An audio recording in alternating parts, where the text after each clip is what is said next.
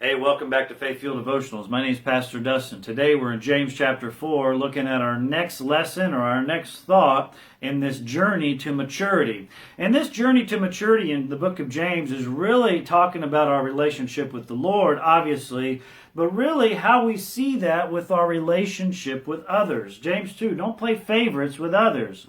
Beware of faithless works and workless faith, not only towards God, but what others see. Beware of your tongue, the things that we say to others. Beware of false wisdom that we try to portray to others. This divided heart between us and God can make this problem crop up in the lives of others we deal with. Last week, beware of condemning others. And today, we're talking about another thing that is very helpful. Beware of the arrogance of wealth in our life. Now, money is not evil. Let me say that before we get started. Money is not evil. George Washington on a piece of paper is not evil. Abraham Lincoln on a coin is not evil. All right? Benjamin Franklin having a checkbook, having credit cards and debit cards. Those things are not in and of themselves evil, but the love of money is the root of all evil. Why is the love of money wrong?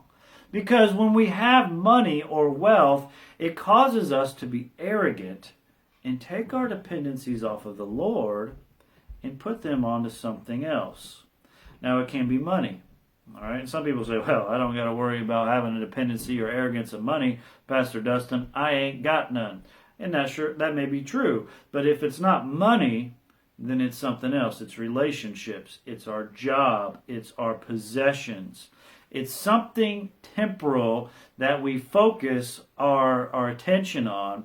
And all the while we're focused on that, we're neglecting our relationship with the Lord. So today we might be talking about money in James chapter 3, but it really can be translated into several different areas. So let me talk about this in James chapter 4 and verse number 13. Let me read it to you. Go to now, ye that say, today or tomorrow we will go into such a city and continue there a year and buy and sell and get gain. I want to just hone in on this verse and talk about really the dangers of independent planning. That's what we see here in verse number 13. These people are planning their lives, they're planning their days, they're choosing their paths without consideration of the Lord. And that is something that we as Christians so often get wrapped up in. We go through our day, we're doing all this stuff, but where's God? Are we considering Him? Are we asking Him to help us? Are we leaning on His strength to accomplish the tasks? Or are we just going through our day and God is nowhere in our thoughts and our minds and our lives? Beware of independent planning. Now I'm going to break this down a little bit, and I'm going to go kind of phrase by phrase in verse number 13. And so if you have a Bible, I encourage you to open it so you can see exactly what I'm trying to say.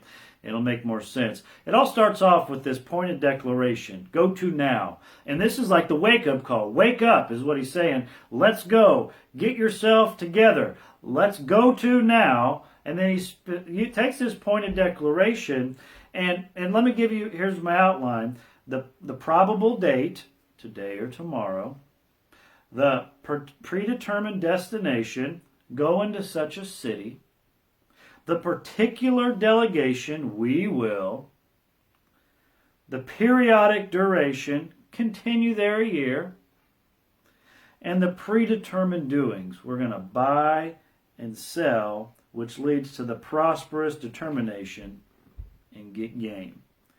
Now, here's the problem with this, all right? Here's the issue. What this verse is saying in all these little phrases is, I'm going to do what I want to do when I want to do it, today or tomorrow. I'm going to do what I want to do. I'm going to do it where I want to do it. I'm going to go into such a city, whatever city I choose. I'm going to do it who I'm going to do it with. I don't care. I'm going to do who I want to do it with. We will, all right? How long I'm going to do it, that's up to me. Continue there a year, maybe a month. I'm going to do it as long as I want to do it. And then buy and sell. I'm going to do what I want to do. And, I'm going to get gain and everything's going to be good. Beware of this. Beware of the independent planning, saying, I'm going to do what I'm going to do, when I want to do it, where I'm going to do it, who I'm going to do it with, how I want to do it, for as long as I want to do it. Nobody's going to tell me what to do, is what these people are saying.